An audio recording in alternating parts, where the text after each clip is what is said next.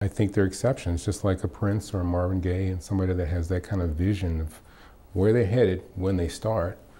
I think that there are people that have the ability to be decisive and committed to the idea that they have, meaning that embedded within these systems, there are lots of ways to be diverted. We experience it on common surfing. You're doing on the internet, you do something and some flag comes up and says you want to update this program, and suddenly you go off to the side. So I think that I think it's exceptional, but I think it's possible. Again, trying to be pragmatic, we see it. If I cleave too closely to what I know, what my favorite things are, it doesn't recognize the fact this is a changing world. When 8mm cameras came out, everybody was a filmmaker. So we're really in this place with audio now. So there are some people that can do that. It kind of bumps up against the recommendation that I always give when somebody comes to me, and typically a musician, for a recommendation of what to buy. I know the tendency is to, in the face of a salesman, to buy potential. And that potential usually means a manual about this thick and lots of technical stuff to wade through. That what I recommend to artists is that you got to figure out what you want to do. I mean, do you want to be an engineer? Or how deeply do you want to dive into manuals? What do you really need out of the system? And try to work from that side of things, because it's really easy to get diverted from it.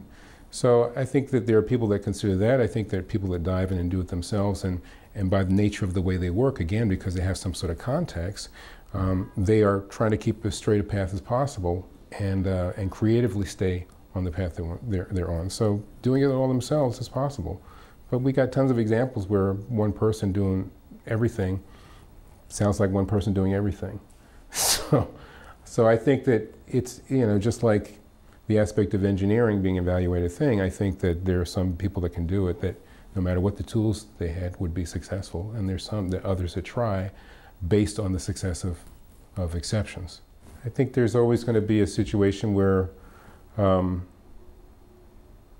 producer and the artist have a level of communication that doesn't allow for a third person in the room, as it were. And I think that there are good producers who can divide their minds and get the job done. Certainly in Nashville, you've got a raft of them. And again, I think that comes down to the sensitivity of the producer and the engineer.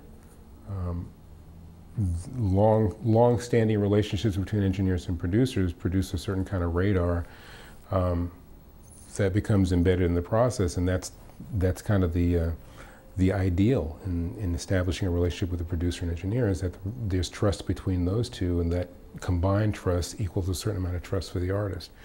And a situation with it's a freelance situation, that understanding has to be created between an artist and a producer and an engineer.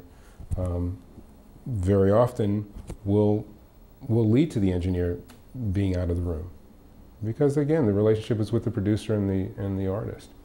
So I think it's a mixed bag.